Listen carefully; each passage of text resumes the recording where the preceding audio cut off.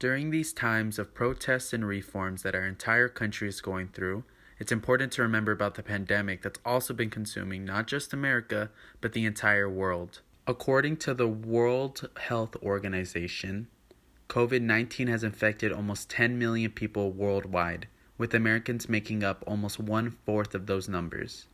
And within the 2,500,000 infected, there has been almost 150,000 deaths confirmed. This pandemic is described as life-changing, something covered every single hour of every single day by almost all media outlets. This is something that will be known by almost everyone for generations to come. And yet, there was a similar epidemic that is still going on to this day, that received nowhere near the attention it needed to at its peak.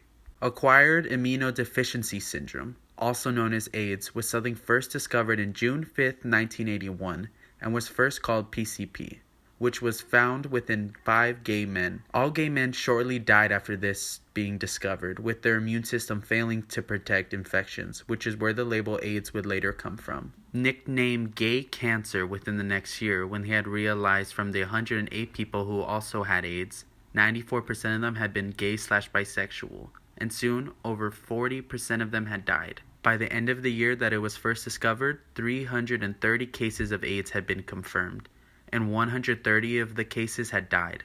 It's important to note that those who were infected and died were previously healthy and were all young. It would take the president at the time, Ronald Reagan, 4 years before publicly addressing something that was quickly spreading.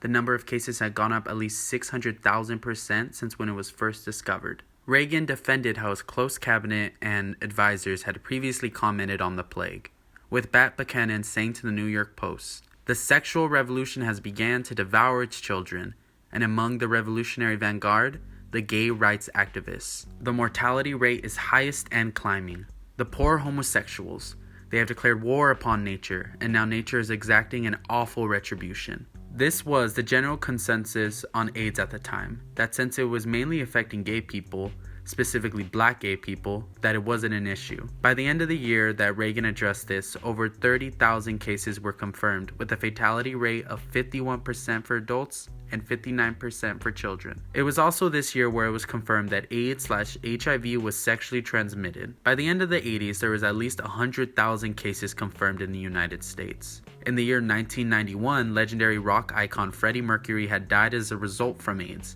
and legendary AIDS activist Larry Kramer silenced an entire room of infighting between AIDS activists with his iconic and powerful speech. Plague! We are in the middle of a fucking plague! And you behave like this! Plague! 40 million infected people is a fucking plague! We are in the worst shape we have ever been in. All those pills we're shoveling down our throats, forget it.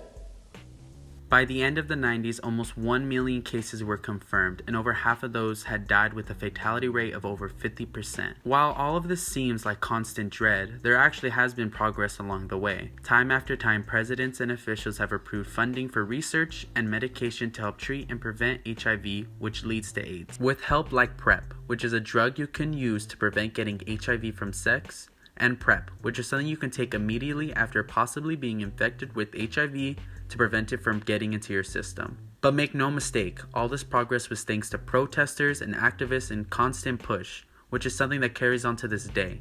We as people look to our past to improve our future, and this is something that is not only needed to be taught to our modern day gay community, but to everyone. AIDS is something trivialized and seen as something to be used against gay people. Growing up gay, I can attest to this, but it needs to be so much more. AIDS is something that should have had a bigger impact in our culture, as it could have helped prevent or at least predict and prepare for the pandemic we're dealing with today. If anything, this is just another example that progress and equal rights doesn't just come naturally, as much as we would like it to and deserve it to. It takes hard work and activism, and a constant push for a better future.